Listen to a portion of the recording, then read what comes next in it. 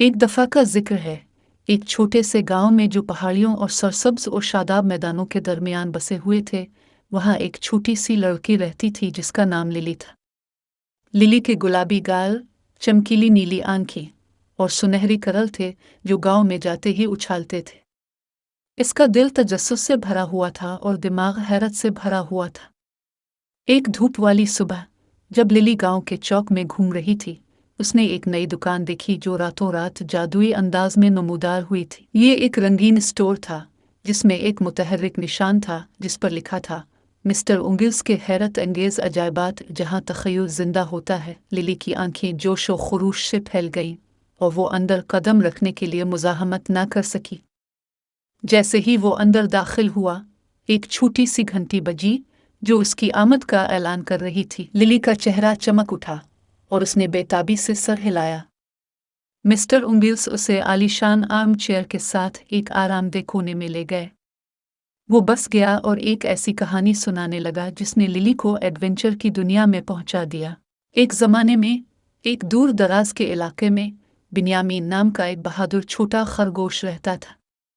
बिन्यामीन को जंगल की तलाश और नए दोस्त बनाने का शौक था।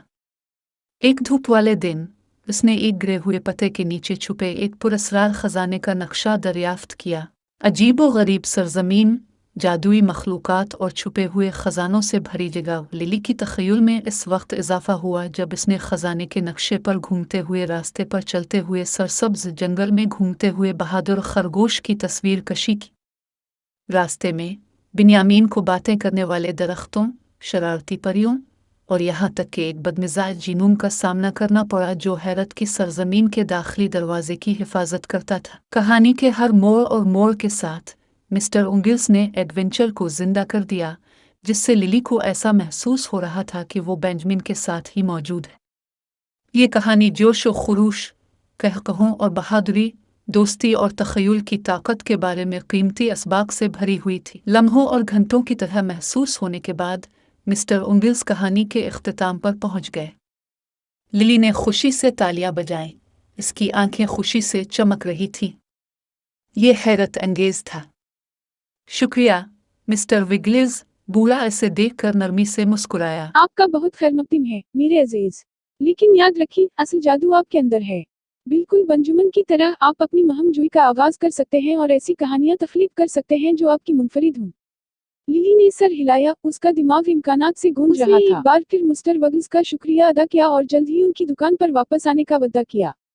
जैसे ही वो बाहर निकली, गर्म सूरज की रोशनी ने उसका इस्तकबाल किया और एक हिलकी हवा के झोंके ने उसके कान में सरगोशी की जो कहानी की बाज ले रही थी।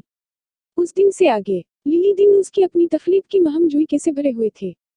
उसने गांवों की खोज की, जानवरों से दोस्ती की और तफीलाती तलाशों का आगाज किया। यहाँ तक कि उसने मिस्टर वगल्स के विंडरफिल विंडर्स के जादू से मुतासिर होकर अपनी कहानियां लिखना शुरू कर दें।